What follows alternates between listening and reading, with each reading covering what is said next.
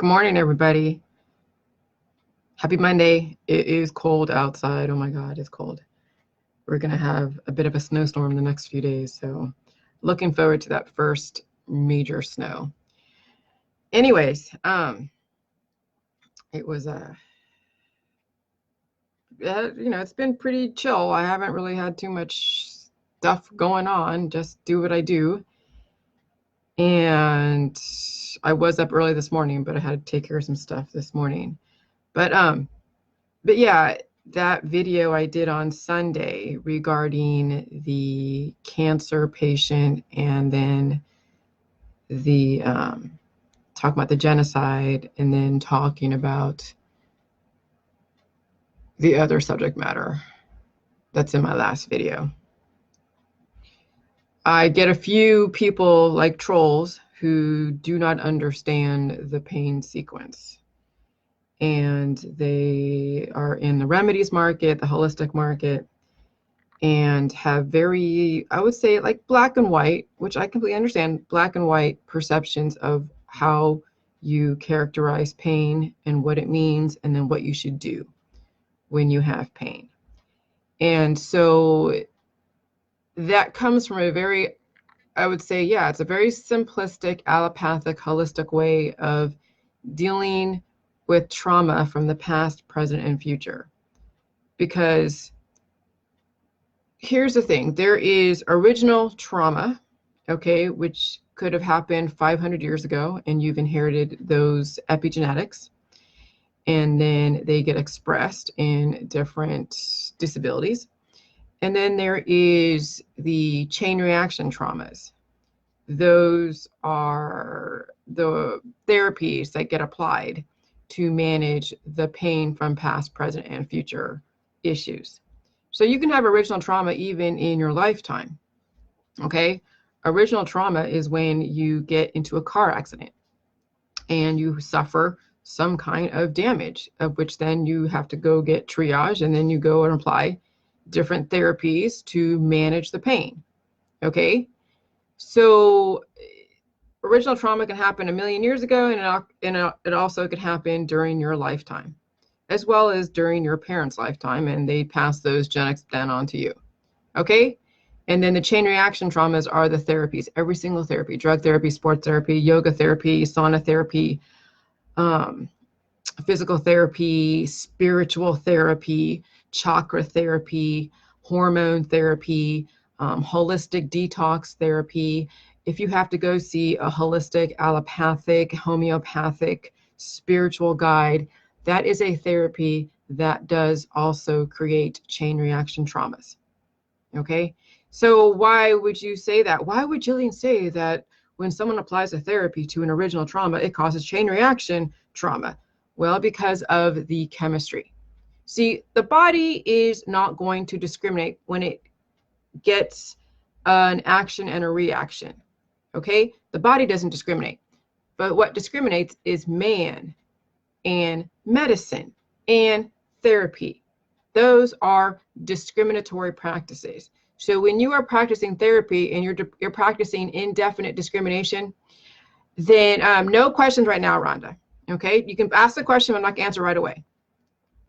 But when you put forth, or when you deal with chain reaction, or when you deal with therapies to deal with whatever it is, I don't care what it is, you deal with the therapy, it is the chemistry, because it's discrimination.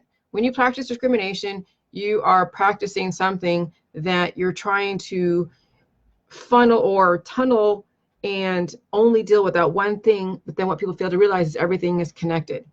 So if you have a specific therapy or discrimination therapy or discrimination in food, and you're just trying to eat a food or avoid something, okay, you have to realize that other systems and organs are connected, and they do get affected by what is that you do and what is that you don't do, okay?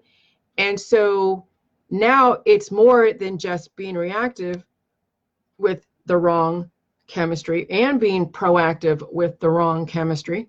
And what I mean by right and wrong chemistry, it's based upon your intention and then your perception of what life and death is, and then what is your belief system around life and death. Okay?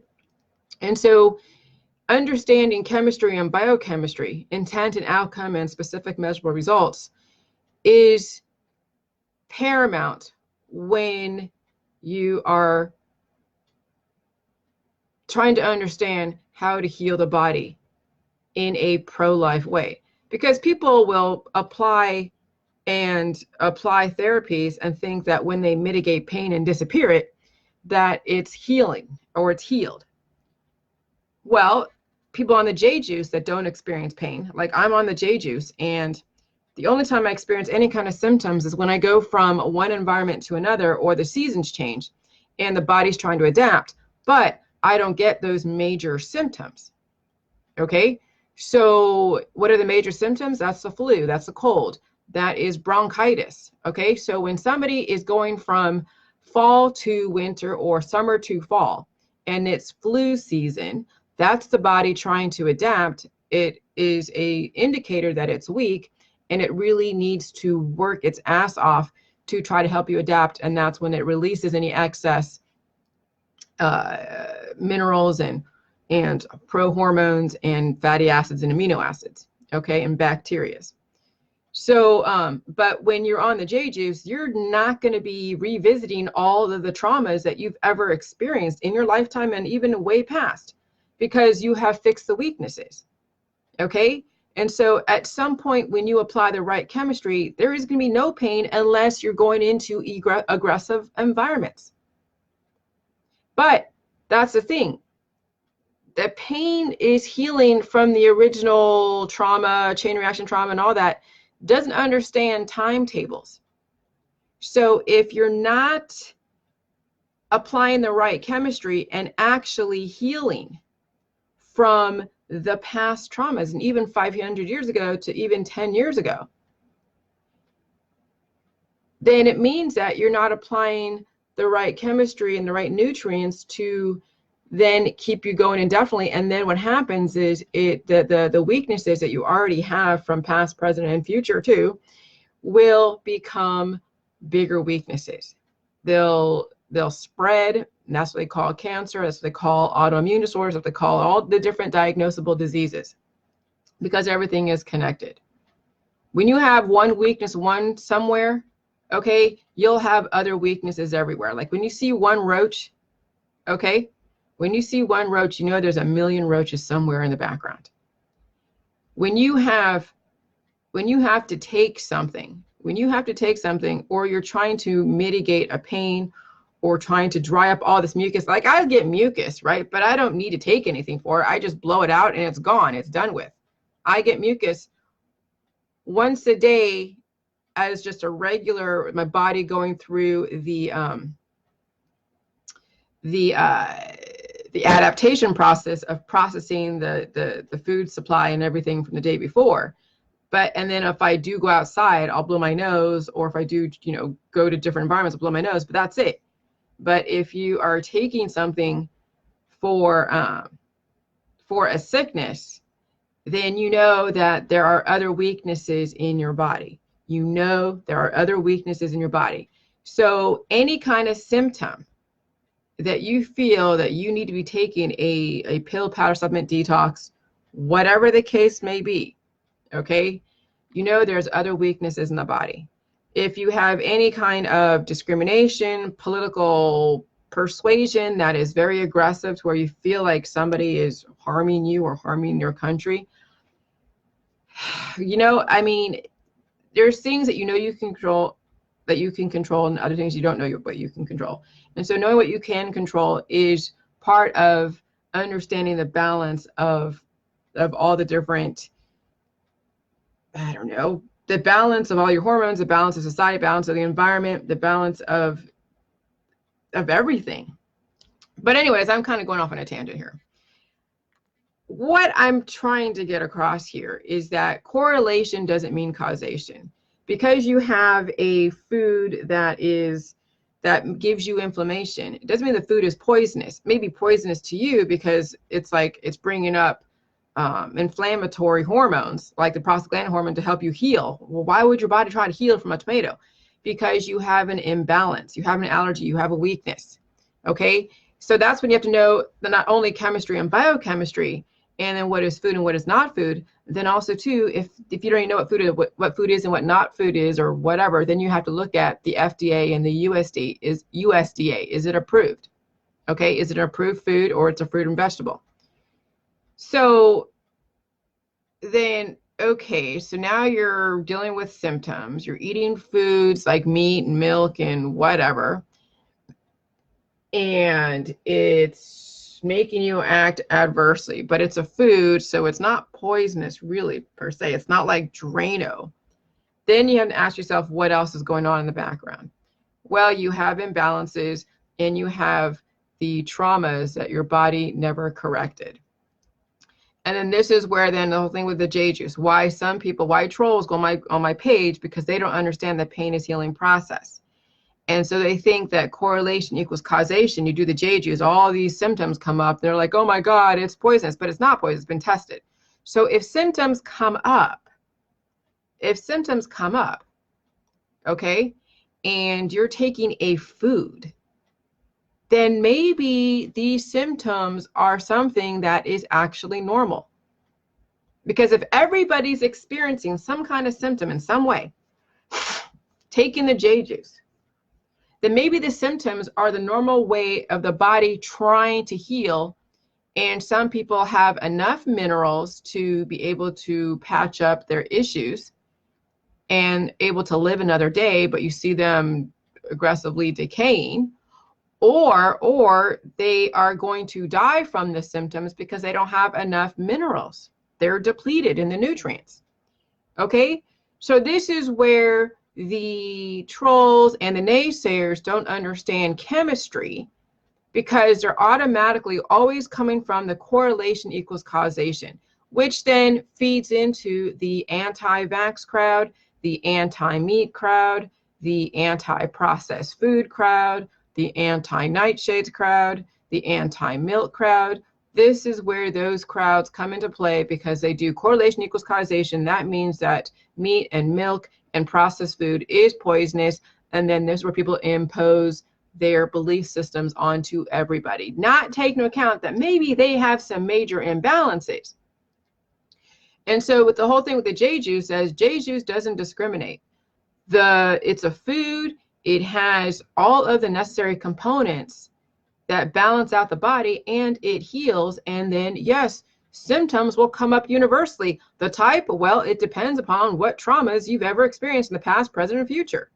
And what are future traumas? Well, traumas that you have in your body, like antibodies, that don't necessarily come up as a disease that you've ever been diagnosed with, but they are now dispersing, because whenever time you've been exposed to any kind of virus or any kind of excess of anything, it doesn't necessarily come out in some disease that you can even put your finger on that it's a correlation, but you may see healing in areas that you didn't know you had weaknesses. That's what I mean, is that sometimes your weaknesses and the healing process doesn't actually happen during, prior to doing J juice. And then finally we woke up your body, and now it's going to heal areas that you never knew had issues. Okay, so that's why the symptoms happen on J juice, because it's actually a normal thing that people demonize. So people that demonize foods, fruits, vegetables, political parties, processed foods, whatever, elements, minerals, and they demonize pain, they're not going to understand the whole point of J juice. They're not going to. So then you'll see these trolls that'll come through my page and be like, oh my God, pain is letting you know there's something wrong, and this is going to kill everybody because it's all, it's all full of symptoms. Everybody's getting symptoms, or throwing up and doing this and doing that. And that's the type of person that already has imbalances, demonizes everybody, everything, will make that assertion that correlation equals causation, doesn't understand that the body can be asleep in some parts of it, that you have certain systems in your body that have shut down, or certain organs that have shut down. People that take their appendix out, or they take out their thyroid, or they have implants or transplants. Okay, so you can live with certain systems shut down and taken out, but it doesn't mean that you're going to have a long shelf life. Because once you actually bring up the prostaglandin hormone, the pain is healing hormone, and cells regenerate, you're going to feel pain in the areas that you have organs taken out, that you have weaknesses. Okay, you're going to feel pain in the areas that you have issues in, that you probably didn't even know you had issues in until you felt it. That's the whole point of pain. When you have no pain at all, either you're really, really healthy and you're living indefinitely and you reverse the aging process, and you live in a climate that's relatively stable, like Hawaii, 80 degrees every single day, so there's no fluctuations in the seasons, okay? Or you are taking in the wrong chemistry that is suppressing certain hormones that let you know it's trying to heal, and you're basically a zombie. You're drinking all of your alcohol, and you are anesthetizing your body with drugs and alcohol and sex and hormones, and playing with your chakras and doing whatever you can to pretend that your body is healthy when it's not.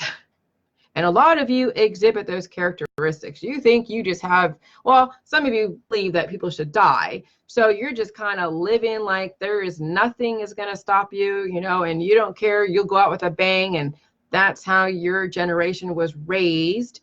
And so that's your whole perception of your life is, who cares what I do now? Because I'm going to live in the next plane in some different dimension and realm, and my body will just live on. And I'm be like, no, because this is last night I was watching, it's called The Dead Files.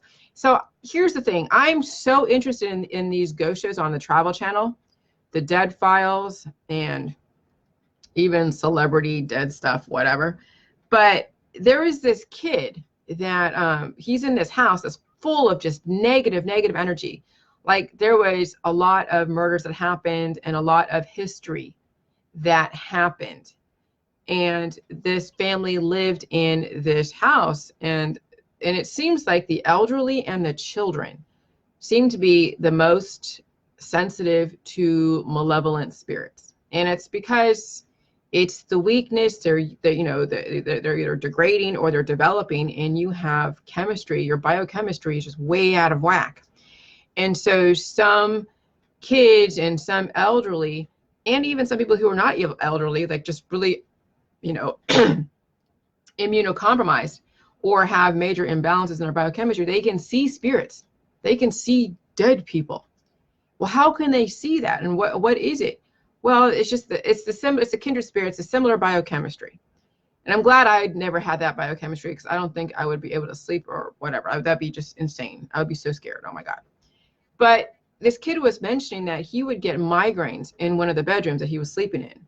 And then the lady who, the whole show is about where one guy, they get called to, this account where it's a malevolent spirit, account, when they have all these, they describe all the issues.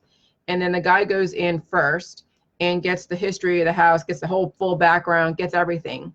And then she comes in some point, like later or before or after, and she starts really, she doesn't do any research, but she just goes in there, and then she can see dead people and she can see things, and she starts describing the energy and what kind of people that used to live there, what they were doing. And so she mentioned this guy who was really, really angry, that's dead. It's a dead energy, but there's so much energy in the house, and he's constantly trying to beat people up. And you guys know people out there that when you go to a bar and they're drunk and they're just like having bar fights, or about murderers and psycho killers that go and just murder weak people. Okay, and so it's kind of the same thing, but now in the spirit world, where the spirit energy doesn't have the RNA and the DNA to express the actual physical characteristics, but the energy is still there. The energy is kind of stuck there. And so this energy, this person that used to live but now has died, but is still trying to hurt the living, and they have so much strength, they're able to actually draw blood on the living, and they're in the spirit world. I mean, that's insane, right? But this is the thing, you deal with this even in reality, okay? The spirit world and actual physical world are no different.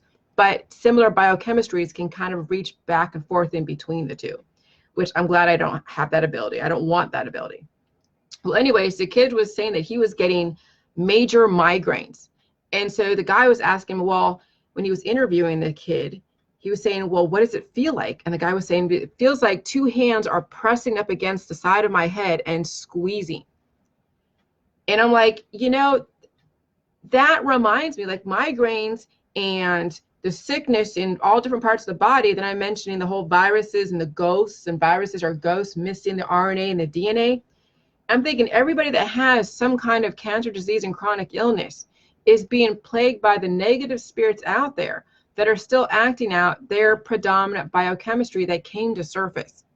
And all they're doing is just affecting those that are weak, because a strong person would not have all these symptoms. What are these symptoms? It's the body trying to heal from an energy that has caused harm to the body, or an aggressive event that caused an impact. Okay.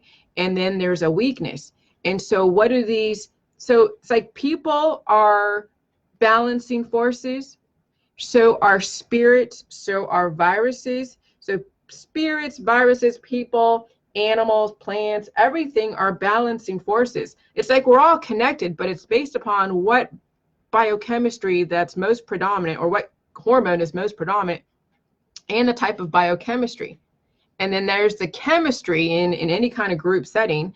And then you see either the bonding experience, or you see the repelling. People repel each other, or they attract each other. Okay. And so it was just like, I'm thinking of watching this kid, and he's talking about how he's getting these migraines in this house. And the house actually makes people anxiety filled, anxiety ridden.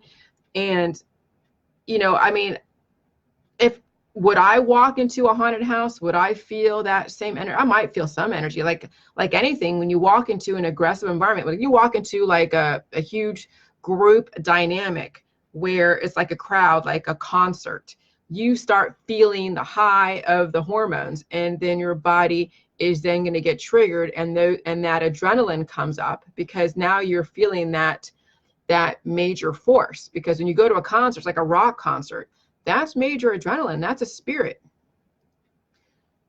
And so God is life, Edward Levite.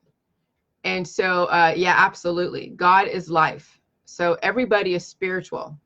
There isn't like one person is spiritual and one person is not. Everybody that believes that people should live or wants to live is spiritual. God is life. Okay.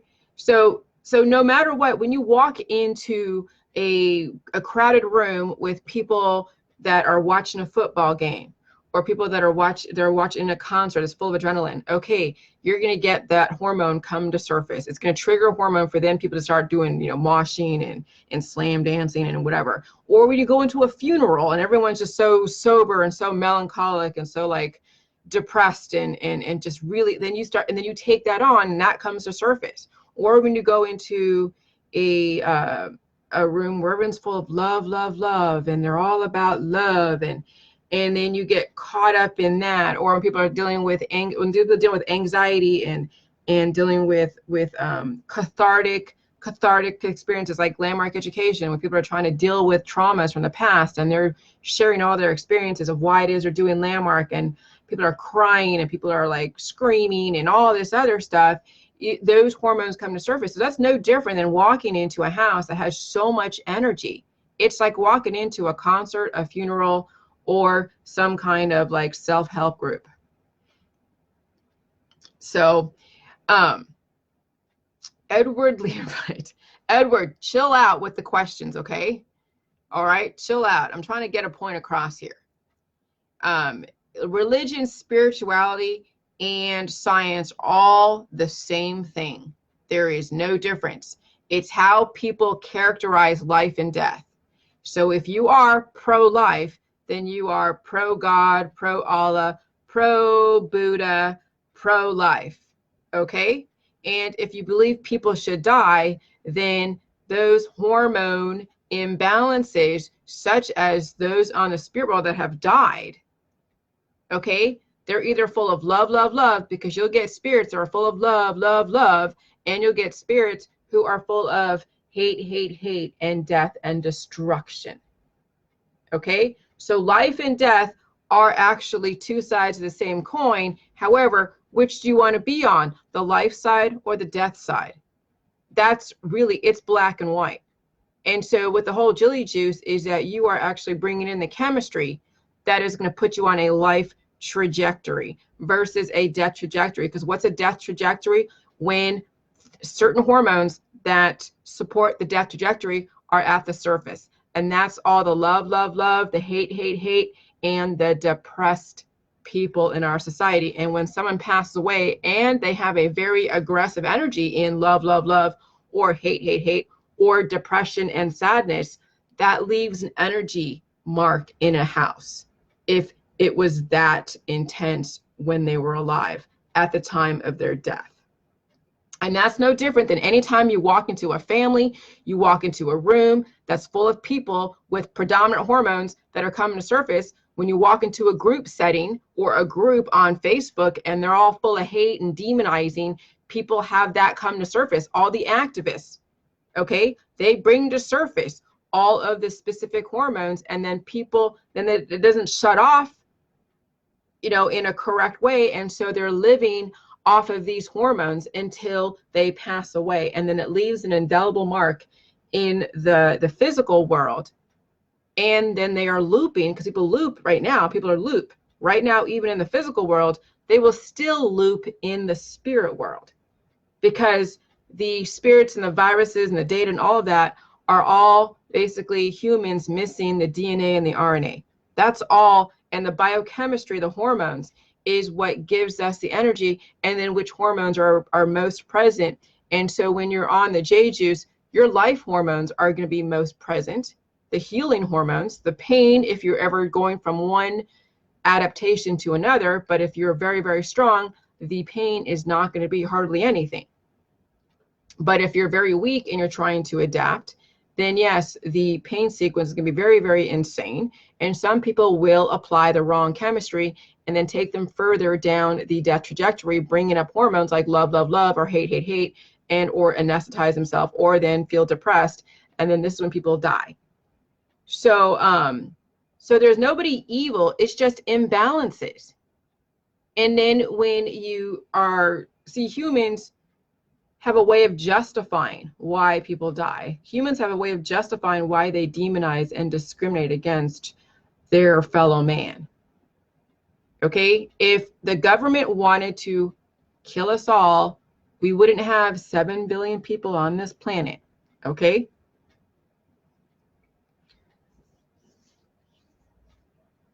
Yeah, Jacob. And the lady that wanted me to ask a question, or want to ask a question, go ahead and ask the question if you want. Rhonda Eam, go ahead and ask the question, because it seems like everyone's gonna be like, okay. So that's fine. But Jacob said, I wonder if Ouija boards or recording devices can actually communicate with it. Yeah, I mean, I've used it back when I was 17, Jacob. I was over in Seven Trees, California, San Jose, California, and I was in an apartment house that somebody, I guess, died. But it was a child that died in a fire. So I haven't researched that actual address.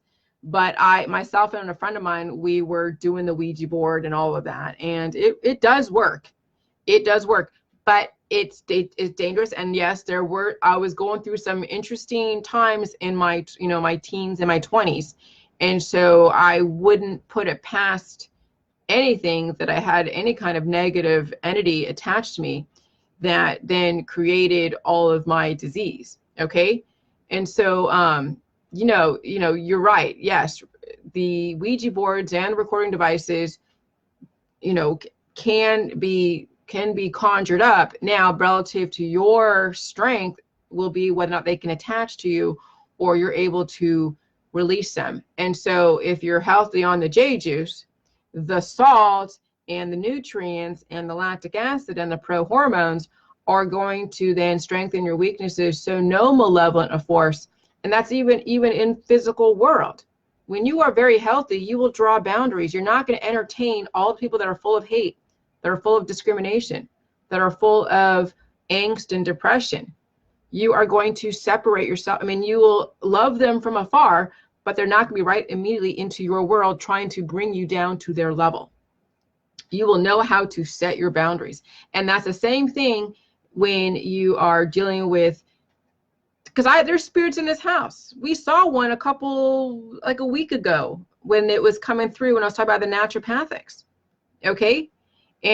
But they don't bug me. I know spirits are around me all the time, but why they come to surface for some people is because of the kindred spirit. There's some kind of bond or attachment. So some people are haunted by their relatives because they share the same biochemistry.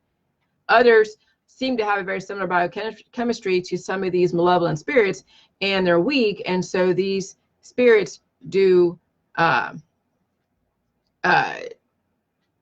come to surface, or the spirits do get attached to those that have weaknesses. Okay.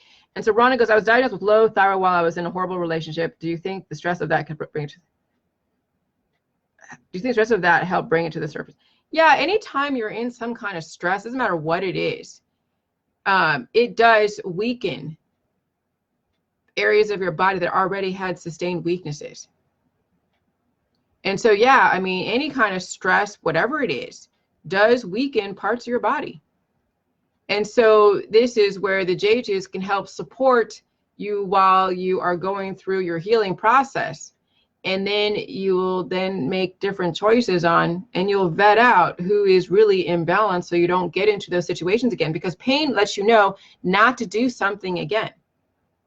But that's the thing, is now people are saying, okay, well, I drank the Jade Juice and I'm in all this pain, but the Jade Juice didn't cause the pain. The pain happened many, many, many, many years ago, or 10 years ago, or 5 months ago. The trauma happened that time, but you didn't correct it.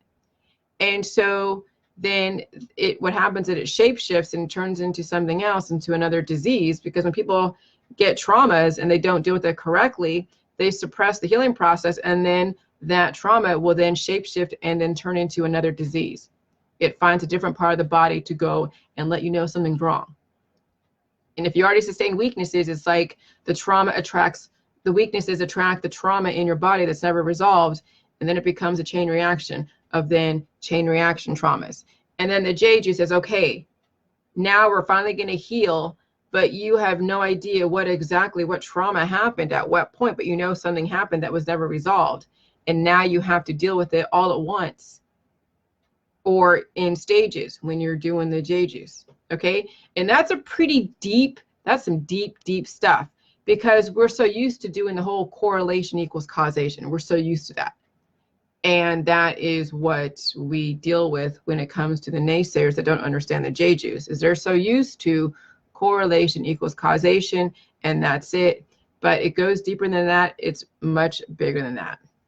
So, but that's what I'm saying, is that some people will not have the capacity to look deeper than beyond the very simplistic black and white answers. But there are things that are black and white, life and death. But then there is this whole time sequence that is a construct that people get confused over. Okay? Because we do measure time through how many times around the sun, how many times how many hours in a day, how many days are in a week, how many weeks are in a month, type of thing. And so they figure that they have all this time, or they don't remember that they had this trauma and their body is weak. And then finally, when they finally get the right nutrition, it activates the immune system. And now they finally heal 10 years later from a trauma that was like 10 years ago. That's what I'm saying. The body doesn't understand time. It's just, it will activate when you give it the right chemistry. And that's black and white. But people will then will impose, or they will project their perception and do this correlation equals causation. So that's why that term correlation doesn't equal causation, why that exists.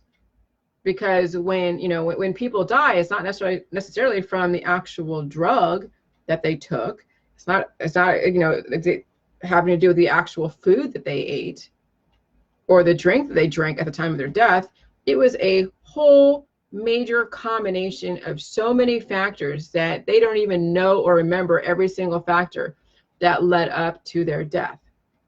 And so that's why they say when someone dies from a heart attack or a stroke or whatever, they died from natural causes, because it is natural causes. The drug or the food or whatever they took at that time of their death was not the reason why they died. It happened in a very progressive way, and the indicators were there 10 years ago, but they kept ignoring that. And then finally, when they were mineral depleted, it wouldn't matter if they even did the J juice or if they took a drug. If they didn't have enough minerals to repair the damage of their vital organs, they were going to die anyways. But the indicators were there and it was ignored. Okay? And so now we are recharacterizing what pain is, and the system doesn't want to bring up pain because people have this psychological issue, and they have this they're adverse to pain. They're averse to feeling and facing that which has caused them to be in this situation to begin with. And so that's why then there's shortcuts. That's why people get operations. That's why they get plastic surgery, so they don't have to actually really face the repercussions of their choices and actions. And when you face those repercussions and choices and actions, being held actually accountable for your choices, even though they weren't yours maybe a long time ago before you were even born, because you inherited those genes, you still got to answer to the sins of your father in some way on a biological level. We shouldn't make kids answer the sins of their father in a financial level or something out there when it comes to like business. But in a biological level, you have to answer to the sins of your father biologically. Okay? And so that is what people don't understand about the human body. It has memories. You are one little aspect of your whole genetic line. And when you trace your ancestry, it's thousands and thousands. You probably can only go back maybe a few hundred years, 300, 400, maybe 400, maybe. But even prior to then, all the records, and prior to even America, and prior to the Dark Ages, there's still genetic lines that you don't even know contributed to the situation that you're in today. It's like the butterfly effect. The butterfly flaps its wings one way, one area, and then there's like storms and whatever in another area, and they're like, how is it, but it's all connected. Everything is connected. Okay? So the healing process doesn't care when that trauma happened. It's just going to heal it when it finally gets activated. And that's one of the hardest things my naysayers have to figure. That the hardest concept that to understand. And I understand where they're coming from. I get it. And not everybody can heal from the traumas from thousands and millions of years ago. And that's why when somebody, thanks, Jacob. That's why when somebody's in hospice and they're trying to do the J juice, if they don't understand these concepts at this level, they will not understand to stay on the juice and deal with the pain.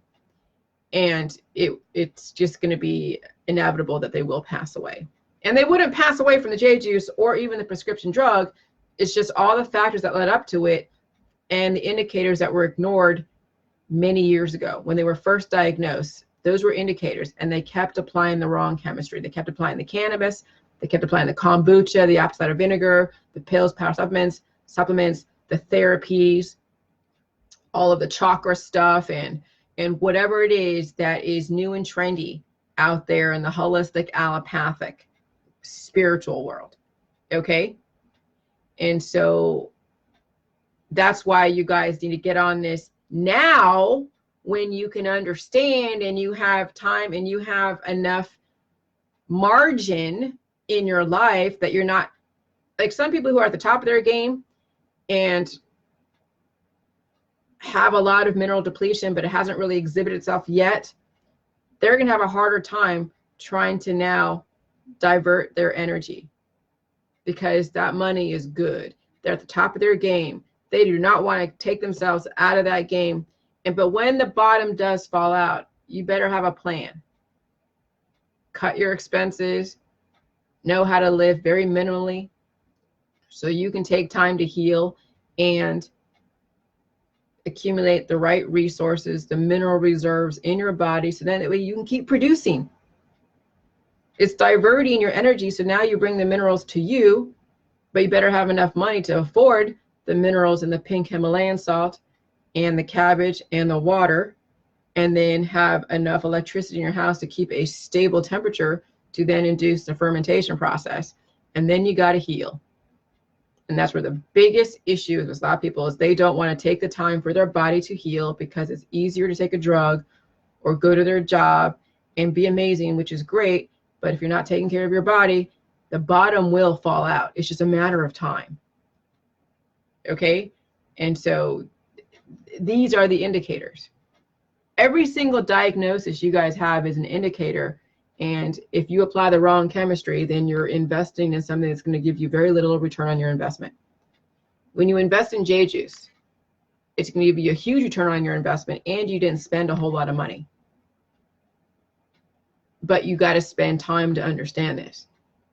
So it's easier to give money to somebody for a remedy and to anesthetize you, or a drug or a procedure, than it is to invest in understanding this information and actually applying it and dealing with the healing process.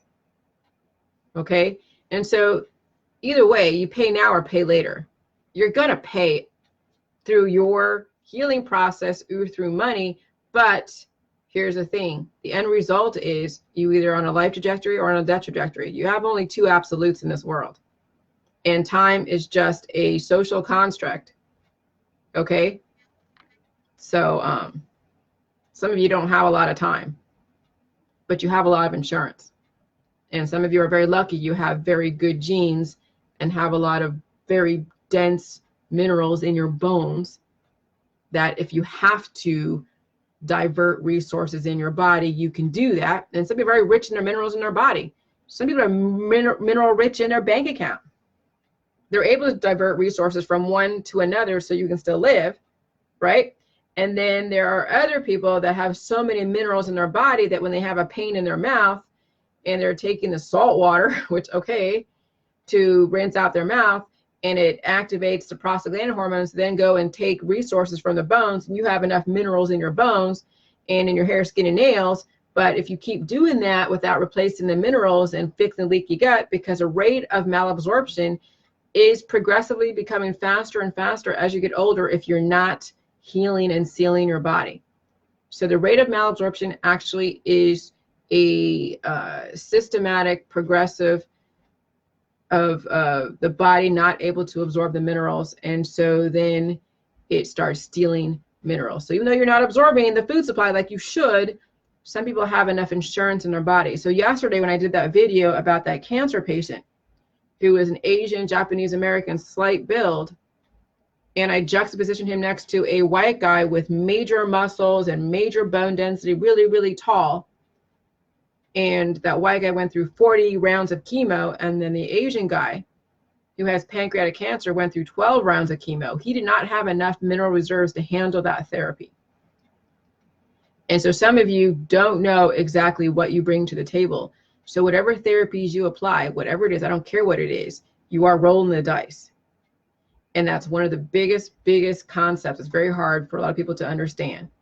And so they think because somebody survived chemo, it means that they would survive it. But no, when you look at the two people and you look at this biochemistry and that, just by looking at them, not even doing the test, the bone density test or anything, just looking at them, and you look at their background too.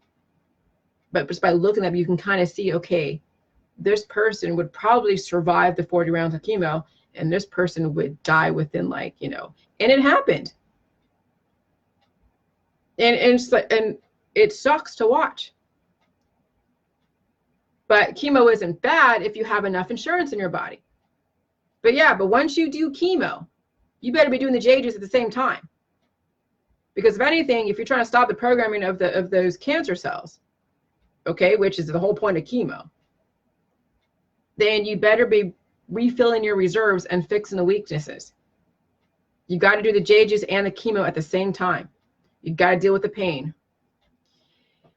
I have a book, but Rhonda, if you can't afford the book, which is like what, $9.99 for ebook or $19.95 for the paperback, which just go to juliejuice.com. It gives you the whole protocol. Okay, it gives you the diet, the recipe, and what to potentially expect. But if you kind of understand where I'm coming from and you don't have the funds or don't want to buy anything, which I completely understand, just go to my photos on my featured photos on my Facebook page, and there is a recipe there. Okay, so the recipe is like all over my Facebook, but it's in my featured photos. It's like a snapshot, has a green juice. You'll find it. It's not that difficult. But if you really, but you need to know what to expect as far as the fermentation, as far as what it looks like, how long, whatever. You need more of the details, and that's what's in my book. So if you have a place to get FedEx sent to you, or if you have a computer to read e-files type of stuff, I would suggest you get the book either in electronic form. It's going to be revised as far as some of the science, but the protocol is still pretty much current. Okay. Though I am going to have another book come out next year that's going to revise all of the science and my politics. And also there's going to be more of another way to understand life, death, and healing from my perspective and Kevin's perspective, and then more of the science. Okay. And that's going to come out sometime next year. I don't know exactly when. Okay. So, but yeah, so this protocol is not easy. Okay. It's not easy. And I will never, ever say to anyone that it's easy. It's safe. When you have implants and transplants, here's the thing. Somebody said yesterday, because remember in the beginning when I talked about implants and transplants, I was saying that, yes, when the body is trying to get rid of foreign objects, it will purge out what doesn't belong. However, the body is not stupid. The body is not going to destroy you while it's healing. So if you have a pacemaker, if you have an implant, you have whatever transplant, whatever it is that you have that's foreign in your body, or you're getting dialysis, whatever it is, the body is going to fix the weaknesses first. And the potential to regrow a heart in your body, to regrow a lung, the potential to regrow your kidneys, okay, is there if you're able to handle the healing process. And then if you have a pacemaker or a transplant or an implant, the body will deal with it in the best way it knows how. Not all the time. Now, there are acids in the body that will come to surface through autophagy and through apoptosis, where it might dissolve that heart transplant and then be released out of the body. That is a potential. And because you're regrowing a new heart and you feel pain in your heart area, and then you have that transplant there, well, the body's going to take what it can and dissolve and get rid of what doesn't belong that's able to dissolve. But if you have like a metal object in your body, well, obviously the acids that your body can produce to dissolve things that don't belong, well, it may not be strong enough. So then that's when cartilage comes into play. And then cartilage gets wrapped around either bullets or metal plates or screws or nuts and bolts and whatever it is that's patching you together. If you have a pacemaker, the body is not going to dissolve the pacemaker, but it will move it, I'm sure, to the side somewhere once it repairs that damage, that weakness.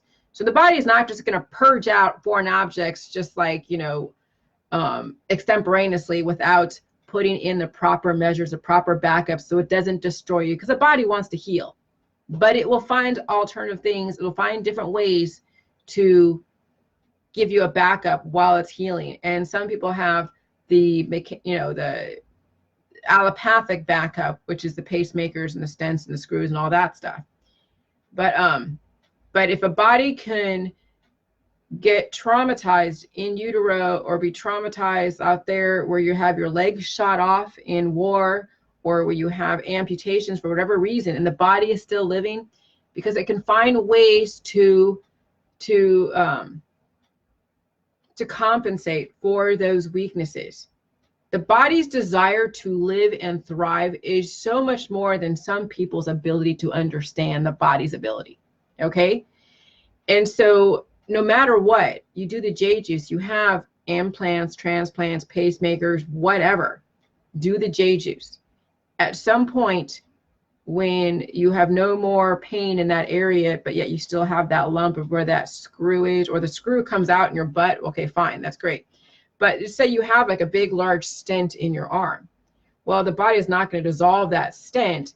It'll move it to the side, and then you will have to ask your doctor, well, I need to remove this.